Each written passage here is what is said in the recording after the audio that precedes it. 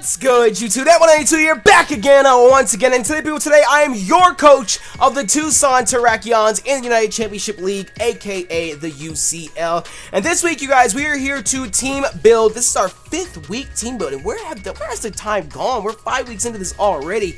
But we are here for the 5th time to team build for our week 5 battle. Our opponent is Nexus Sensei himself, my good friend Nexus, coach of the Pittsburgh Pichus. I call him Nexus Sensei because I'm sure a lot of you guys know that he has helped us team build in the past, but this week we team build with Joey because we can't build with Nexus to battle Nexus. I mean, come on now. But I have learned so much from both of them helping me out. I'm to the point now where I can kind of sort of stand on my own 2 feet when I team build, and it's one of those things where, like, there's just certain areas that are really hard for me to grasp and comprehend and just iron out the details and whatnot when it comes to team building. But Nexus has helped us a lot, so now it's like the student taking on the teacher for the first time. So either way, if you guys are hyped, of course, if you're a proud member of the Happy Nation and a supporter of the Tucson Terrakions, make sure you smash that like button down below for us, because you already know your support is greatly appreciated. Now, when it comes to Nexus's team, he has one of the best, I don't even know what I'm trying to say. He drafted a lot of good-ass Pokemon, okay? That's what I'm trying to say. If we take a look at his team, let's go ahead and pull up the Pittsburgh Pichus here. Nexus drafted Latios, Excadrill, and Keldeo out of OU. Entei, Mega Beedrill, which he then drafted, traded to Kristen, the Tulsa Talonflames, from Mega Houndoom. Shaman as well. He drafted Rhyperior, Electros, and Alomomola from RU, and then from NU, he drafted Uxie, Rotom, and Mawile. So he has a lot of scary threats when it comes to our team. So we're gonna get really technical. I have a ton of notes written down here for us to go into, because I realized over the past couple of team preparation videos, I haven't really been going into too much detail regarding like EV spreads and stuff like that. So I wrote down a lot of details, so if I'm glancing down over and over again, I apologize. I'm just trying to make sure I get my information out to you guys so you can understand the thought process that we have going into our week 5 battle. So we're here on Showdown. We have our team built for Nexus right here, ready to go. We're going to start off by bringing back Blue Note, our Lucario, rocking Life Orb, Justified, of course, Close Combat, Crunch, Extreme Speed, and Agility. We're not going to try and go for the Swords Dance this week. It's gonna bring back painful memories of last week's choke, and I just get them out, just get them out, get those away. We're running Agility this week, and we are Adamant Nature because we're running Agility, but we do have a few speed investments. So we have 68 into speed, and the reason that we only have 68 into speed is because after we get an Agility up, that's the idea here, is that after we get an Agility up, we outspeed everything on his team except for a Scarf Keldeo and a Scarf Latios. And I'll get into, I was going to say, and it's not likely that he's going to run Scarf Keldeo or Latios, and I'll get into why here in a bit with a few of our later mons on our team, but it's not likely that against our team he's going to run Scarf Keldeo or Scarf Latios, so we're confident that we can outspeed everything on his team once we get Agility up. How could I not remember that? It's right there on the screen. After getting Agility up, we have just enough points into speed so that we can outspeed everything on his team. Scarf Excadrill goes down, Scarf everything on his team goes down, again, except for Scarf Keldeo or Scarf Latios. But we put the rest of our points in our EVs into HP so that we have a little bit of bulk behind it. So, and the reason for that is he doesn't really have anything on his team that is necessarily setup fodder. And that's the scariest part, is that last week when we faced Leo, we had opportunities left and right to set up with Lucario if we needed to. This week we don't have that. So the only real way that we can either get a setup is if we send Lucario in and we can kind of sort of force a switch, or if we can send Lucario in and take a non-super effective hit. And that's why we have that bulk there, so we can take that hit, get the Agility up, and then commence to try and sweep. So Blue Note is here again this week. E-Speed does knock out a lot of stuff after Rock's damage. I was going to say it does knock out his Beedrill after Rock damage, but he did just trade that to Kristen for her Mega Houndoom, so Mega Houndoom's just as frail, so I'm sure after Rock damage, especially after Rock damage, E-Speed will definitely kill the Mega Houndoom if he decides to bring it. But Blue Note, our Lucario, is here once again. Up next, we have 30 minutes, our Rotom-Heat. If it's not to your door in 30 minutes or less, the pizza is free. Okay? A lot of people don't understand the 30-minute nickname, and I'm like, okay then. But we have 30 minutes, our Rotom-Heat here, and he has been built bulky. Bulky all around, bulk. Bulk. We have 244 in HP. That's just, again, for overall bulk like we've been talking about. But that allows us to take a +2 hit from his Mawile if he decides to bring it. That allows us to take a +2 Iron hit. Well, obviously it's quad resist. That allows us to take a +2 Sucker Punch. Play Rough, I'm not super duper sure about. I might need to count that again. But because of the fact that we're Bold Nature, we have the EVs in defense and HP, we should be able to take a hit from the Mawile. And if we can get a Will-O-Wisp off, burn the Mawile, Pain Split, any sort of health that we need back. And then of course we could Overheat if need be, because Overheat's going to one-shot Mawile. Mawile's not scary because it's bulky or anything like that. Mawile's scary because of sheer force and the fact that he gets Swords Dance and Sucker Punch, and it's just terrifying in all kinds of ways. So hopefully we don't make a mistake against that Mawile, because that could potentially be sweet fodder for Nexus, and no one's interested in that at all. The 212 in special defense, however, I've been focusing just so far on physical physical hits, being physically defensive. We have 212 in special defense, and that allows us to help deal with Shaman. Because you would sit here and think that, oh, we're super effective on Shaman, we won't mind taking a Seed Flare, but little known fact, Seed Flare has a 40% chance to lower your special defense. And I did not know that. Before I sat down and team built, I was like, what? I didn't know it could do that. Like, I knew Seed Flare was crazy good. It does have a chance to miss as well, but I never knew it had that much of a chance to lower your special defense. So after special defense drops, we can still hopefully take a Psychic or anything else that the Shaman wants to send our way, and we can either Pain Split some health back off of it, or we can just go ahead and Overheat right off the bat and try and get the Shaman out of there. Because of course Shaman is base 100 special defense. It can eat up hits from time to time. So hopefully if the Shaman has already been whittled down, then Overheat's gonna 100% kill. I think Overheat does have a chance to KO. That's a damage count that I'm not remembering off the top of my head. But the only reason I'm saying that is just because we're not especially offensive. We don't have anything invested in special offense, so it's just the fact that it's stab and super effective. But I'm pretty sure we shouldn't have too many issues dealing with the Shaman. The Shaman is going to be a huge problem for our team because of our next two team members. So 30 minutes is here. Like I said, we have the overall bulk so that we can take hits, and if we do get a special defense drop, we can still end up taking another hit if need be and get another Overheat off, or just get the first Overheat off or whatever else like that. The other plus side about bringing Rotom-Heat this week is that he 100% walls Nexus's Electros. That takes away his stab electric type moves, because he can't, that means resisted, he can't do anything to us. He wants to Giga Drain us, great, Giga Drain us. He wants to try and Drain Punch might hurt a little bit, but again, we're built defensively, so he's not going to get that much health back. So all we have to do is send in Rotom-Heat against Electros, wall it. We can try and burn Electros if need be. So if he does carry Drain Punch, that shouldn't be a problem. The only thing that scares me about Electros does get access to Rock Slide, and I would not put it against Nexus to try and run Rock Slide, especially for Rotom-Heat.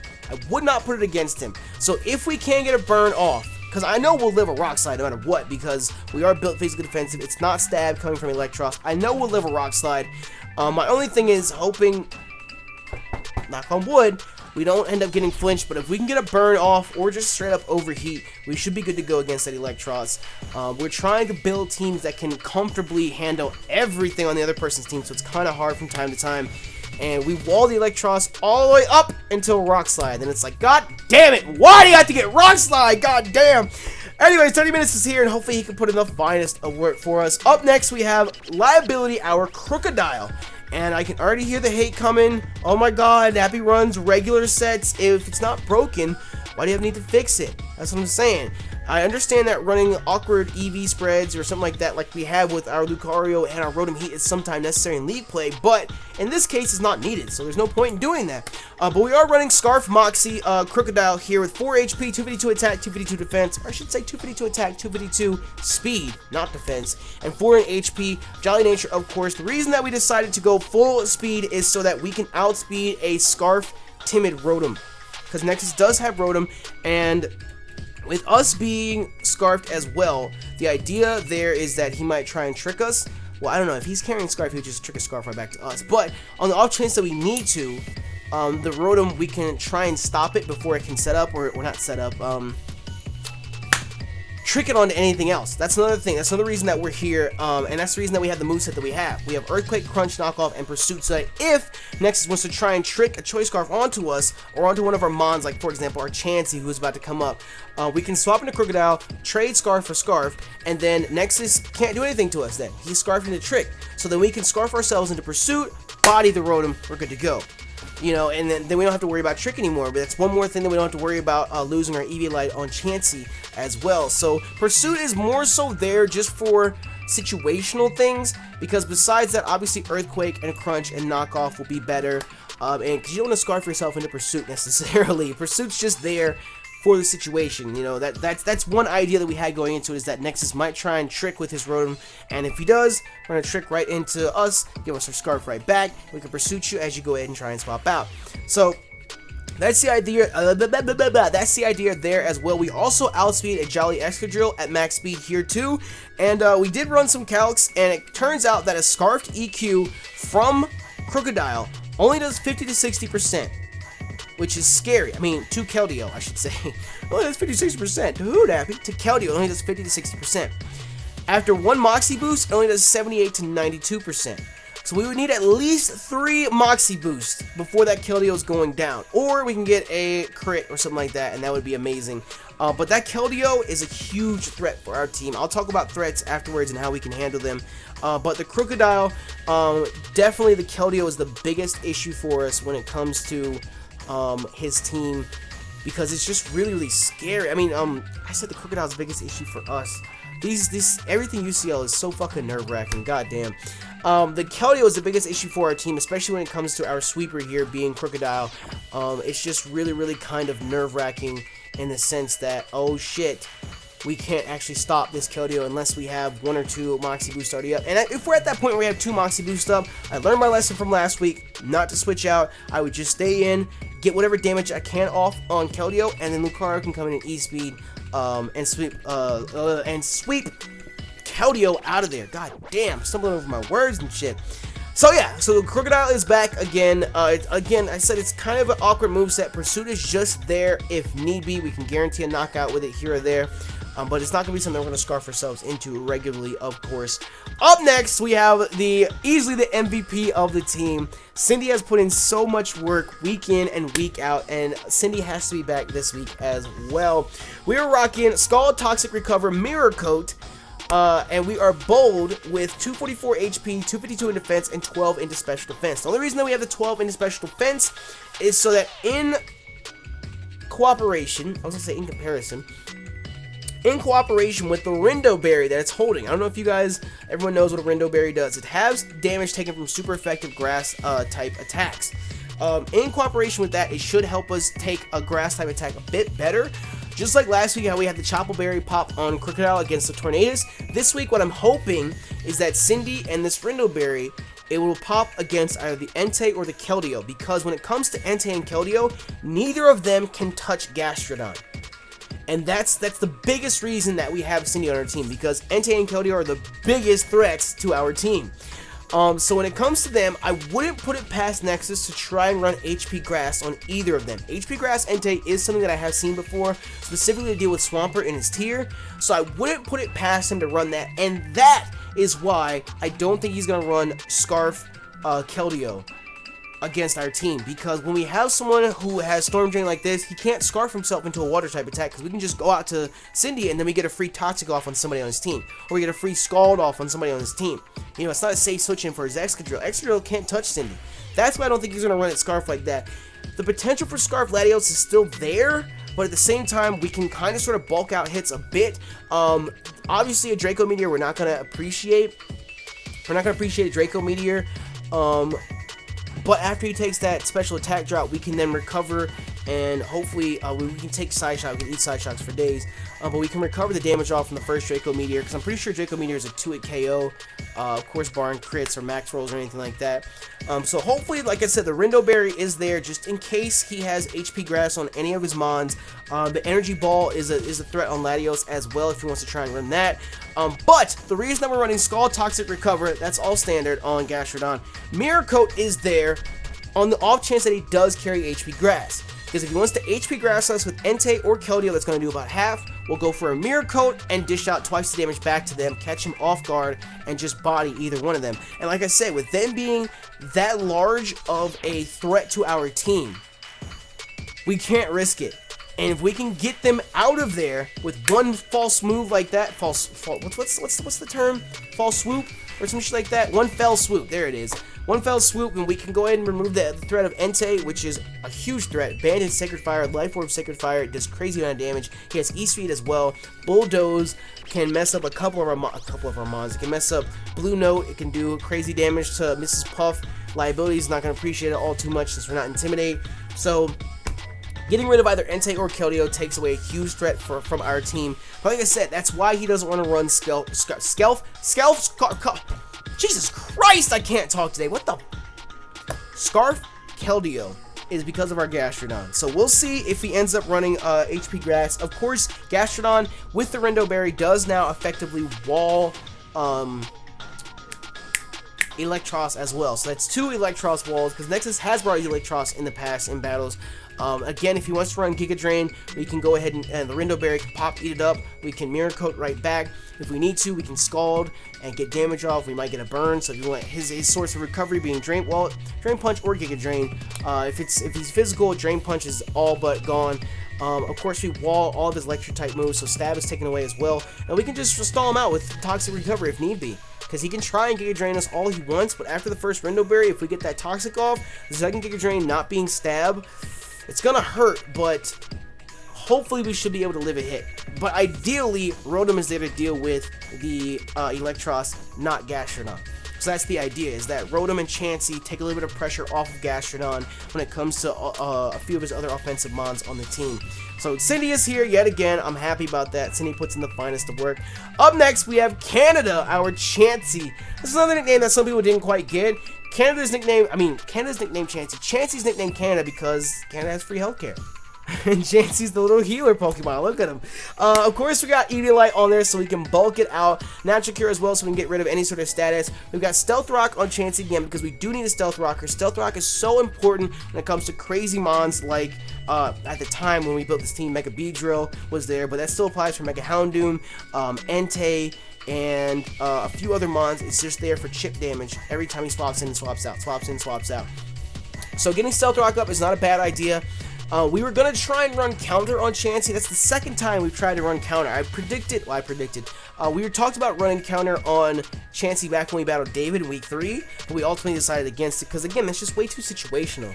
But we didn't want to leave Chansey completely defenseless, so we slapped Seismic Toss on there. So, of course, the moveset's kind of sort of standard. The EV spread standard as well, 252 HP, 252 defense, 4 in special defense, so that we can eat hits. And we also ran damage calcs, and physical defensive Chansey like this, we only take less than half from an EQ from Scarf Excadrill. So if we need to, we can go ahead and Seismic Toss and then Soft Boil. Seismic Toss, Soft Boil. Seismic Toss, Soft Boil. And handle the Excadrill that way. So anything again, barring crits, we can handle even some of Nexus's more physically offensive mons on his team. With Chansey, even though Chansey is primarily here to be a special wall. So we've got a little bit of bulk on our team between 30 Minutes, Cindy, and Canada. We've got some bulk there to go ahead and eat up hits a bit more than usual as well. But last but not least, we have Mrs. Puff returning this week. She was here last week, and she put in the finest of work against Leo's team. She did her job. She kept that Miltank at bay. I don't know why I keep bringing that up. I just want to get that battle out of my mind. Mrs. Puff is here. We are again running Black Sludge to get the HP back and Intimidate because it's such a good ability. But we're rocking Waterfall, Taunt, Pain Split, and Spikes in cooperation. What is the... Is it in cooperation? I feel like there's another term, another word that I'm trying to think of right there. But in cooperation, in tandem, if you want to say that, with Chansey Stealth Rocks, if we do get the chance to set up spikes, I had a short list of mons, Lumamola, Keldeo, Entei, and Beedrill. We can all start to set up spikes, or in this case, Houndoom. We can all begin to set up spikes against his team with. And once we get rid of the Excadrill or Latios, because that's his Defogger and his Rapid Spinner, he had one more mon that could learn status clearing moves, didn't he?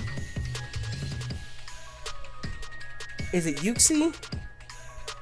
Can Uxie get... I feel like Uxie can get Defog. I know Uxie gets Stealth Rocks. Maybe I'm getting mixed up. But once we get rid of the Latios and the Excadrill, because we're not predicting a Uxie for him to bring Uxie by any means. But once we get rid of either the Excadrill or Latios, we can begin to set up spikes and have the Stealth Rocks up, and that's crazy damage every time he sends a mon in. That's damage, damage, damage, damage, damage. Ideally, we want to send in Mrs. Puff against the Alomomola, because the Alomomola cannot touch Mrs. Puff. Alomomola wants to Scald, fine. That's not going to do anything to us. It can't toxic us because we're a poison type. And what else does Alomomola have then? Wish, Protect, Recover, something like that. It literally cannot touch us. So we can send in Mrs. Puff against Alomomola. We can set up the spikes if need be, and we're good to go from there. Taunt also shuts down Alomomola 100%. Alomomola cannot do anything but Scald once it gets taunted. And of course, I would love to Pain Split in Alomomola. Alomomola has so much HP. I would love to Pain Split and just get all my HP right back and bring it all the way back down. But like I said, we are running a Careful Nature. And the reason that we're running Careful Nature and we have 196 in special defense and the 236 in HP so that we can take Hydro Pumps from Keldeo if need be, and HP Grass as well. Because I wouldn't put it past, again, I wouldn't put it past Nexus to have HP Grass on 1 or 2 of his mons. And HP Grass would ultimately end up doing more than a Hydro Pump would in some cases. So either way, we can take either one. And this also allows us to test his mons. If we don't see Life Orb damage or Leftovers Recovery on either Entei or Keldeo, then we can also test it out with Mrs. Puff here, because if a Hydro Pump from Keldeo does over half, we know it's Specs. If a Bulldoze from Entei does over half or ends up being a 2-hit KO, then we know he's Bandit. Because Bulldoze, we damage calc it, it'll do 47 to 56%. So either one of those moves, they do anywhere near half, we know they're either Specs or Bandit, and we can go from there. Because like I said, if you don't see Life Orb damage, then you don't know what is he possibly holding. Holy shit, what is it? But yeah, like I said, Taunt shuts down, and with our 76 points in defense, after Intimidate drop, we can take a regular Bulldoze, especially with the Black Sludge Recovery from Entei, or we can take a Life Orb Bulldoze as well, perfectly fine. So Mrs. Puff is here again just to be that utility player, send in, get that Intimidate drop, taunt somebody if we need to, set up spikes would be great, and just overall be a thorn in Nexus' side, which is the whole point. He's got little, or she's got little quills and just messing with people. I love her. But that is our team this week for Nexus. Like I said, when it comes to the rest of his team, like I said, Entei and Keldeo are the biggest threats for us. They're the biggest thorns on our sides. Latios maybe as well. But everyone else we've pretty much built for specifically. We can take a hit. We can do whatever we need to do. And honestly, I don't know. Nexus' team is super duper scary. I'm predicting him to either bring Keldeo, Entei, Latios, Excadrill, Alomomola, Uxie, or Electros. One of those is ultimately going to end up coming to our battle. He's Skyping me right now because we're about to battle. I don't know if you guys know this, but I always record the team prep videos right before I do the battles, so that it's like a refresher in my head. It reminds me of everything, all the strategies that we need to do to go ahead and go into the battle and just do the best we can. But with that, that is where we're sitting at this week. That is the team we're going to bring against Nexus, and hopefully it proves to be successful and we don't end up choking like last week. That's like the 4th time I've brought it up. I don't know why I keep doing that. But yeah, I want to try and redeem ourselves from last week's... I just did it again, Jesus Christ. Hopefully we play better this week, but of course if you guys are hyped, and of course if you're a prime member of the Nappy Nation, and you're a supporter of the Tucson Terrakions, make sure you smash that like button down below for us, because you already know your support is greatly appreciated. Our Week 5 UCL Wi-Fi battle should be up tomorrow morning at 10 a.m. Eastern Standard Time, so set your alarm clock so you're up on time and so you don't miss out on it, god damn it. But with that, I'm gonna get up out of here. Thank you all so much for your support, and thank you for checking out the video. You're the me today, 192. I'm out.